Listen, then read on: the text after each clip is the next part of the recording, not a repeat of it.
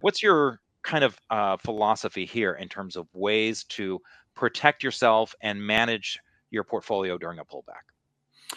Well, one of the easiest ways, although it's not always very precise, and that is you could buy an ETF like SQQQ, which is the inverse of TQQQ, which is triple the Nasdaq. And so if the Nasdaq goes down 1%, this is going to go up 3%. So it's a way to really give yourself some protection. And there are ways to look in your trading platform and see the relationship between your portfolio and that ETF. But a lot of times you just need to buy some and then say, okay, well, it's not really working quite well enough. I'll buy some more. And you'll find that happy spot where the market keeps going down and your portfolio is going sideways. And that's a pretty good feeling when you jump on that early and you're ready for it. Mm-hmm.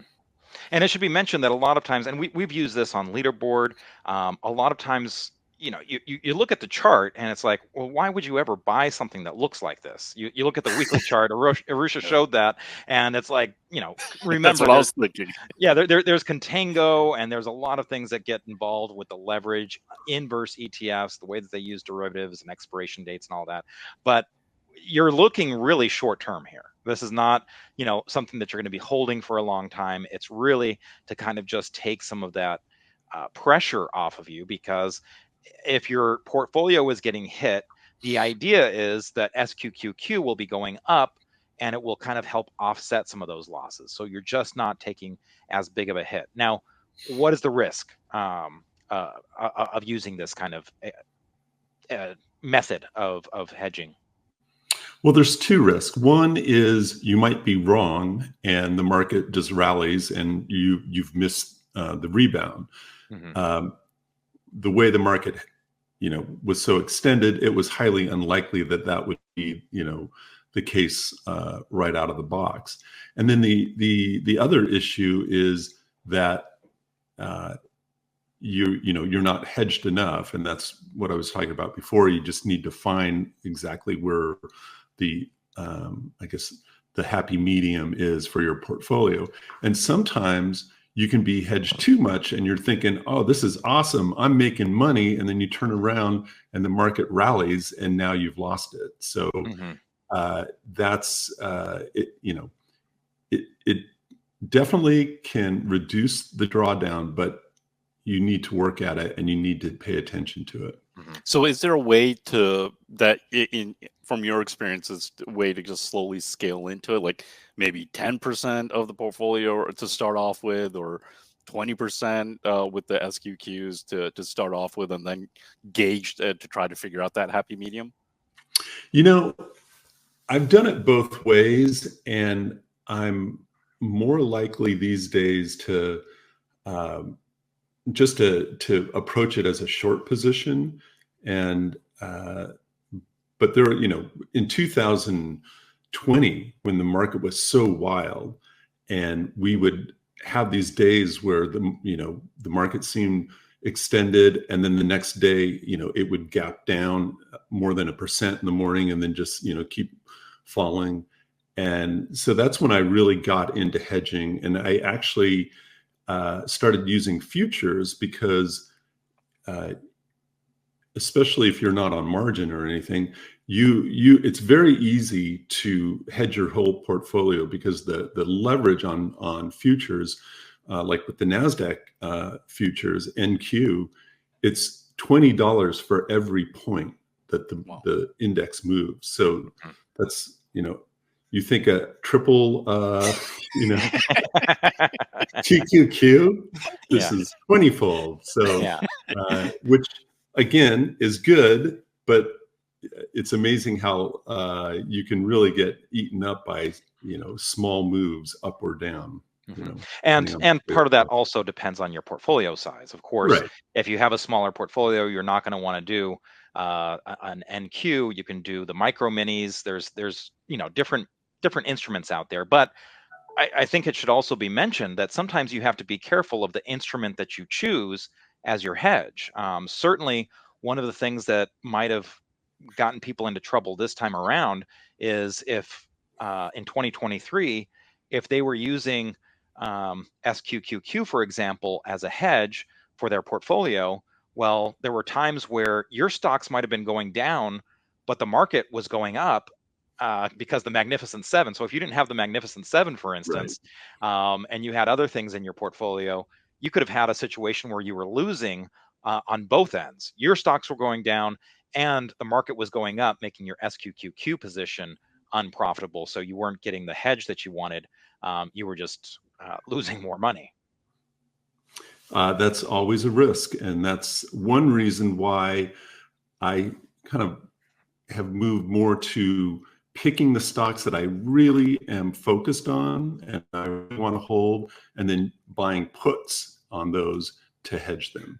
Okay, so And, let's talk and about it's that a turned little out bit. that that's my favorite strategy because when you're right, it absolutely works wonderfully. Mm-hmm. So let's take an example of something where, okay, you have a position. So how much do you how many puts do you buy in order to hedge that position properly? Okay, so let's say, okay, this is a great example. In fact, we talked about this. We wrote a story on the day, the peak day from last week, And this was Marathon and Digital, ticker symbol Marathon MARA. Digital, a Bitcoin related stock. And I mean, just look at it. How much was it over the 50-day? So it was, let's see, I'll give you all the stats here. So it was 136%, really 137% over the 50-day, and 168% over the 200-day. Right. And 37% over the 10-day. So, you know, you can look at a stock chart and look at other times where a stock has pulled back and just say, well, you know, how far was it above the 50-day that time? And what is that? 71% there, and then Yeah, go in back July. to August a year ago. Yep, Yeah, right there. How much was it there near the 80%? 80%. Okay. Yep. So, you know, 70, 80%, and now you're 130 or whatever it was. Yeah, 137. That is getting untenable. And in fact, it started pulling back the very next day. So let's say I had 100 shares of Marathon and I'm loving it. I think Bitcoin is you know, still going to dominate in 2024, but I know this thing is so extended, it's got to pull back. So what I would do is I would go in and buy 2 puts for every 100 shares, and I would buy a put with a 50 delta, which means that tells you how much the put moves in relation to the change in the stock price. So if it's a 50 delta and the stock goes down $1, the put is going to go up 50 cents. So if I want to be completely hedged, I know I need to buy 2 of those puts with a 50 delta. And the 50 delta is usually going to be the at the money put. Yeah, it's usually right around at the money. Mm-hmm. Now, the other thing is you want to go out. I used to, through a lot of trial and error, I would buy cheap puts because it's like, well, I don't want to spend a lot of money. Well, they didn't work. And then I realized when you're doing this properly and you're applying it to a stock like Mara that is extended, the cost of the put is not the outlay. It's really the spread and the time value. And so I'll go out at least 3 months because usually these things happen. They'll pull back over, you know, maybe a month or so. And, you know, you want enough time so you're not, the puts don't start getting hit by theta decay. Mm-hmm. So time decay. So you want, you know, well more than 45 days on that put. And the great thing, and this is why it's my favorite option strategy, is When the stock starts falling, that means the put is getting deeper in the money.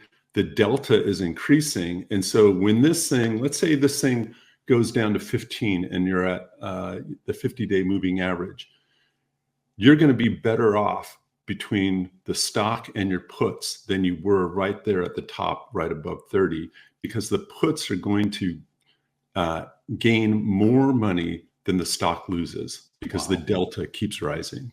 Wow. So that's why this is my favorite, and it's worked a number of times for me. And again, it works best when the stock is extended. If it's just the market is extended, yeah, you might. It's not as dramatic as in the way it works.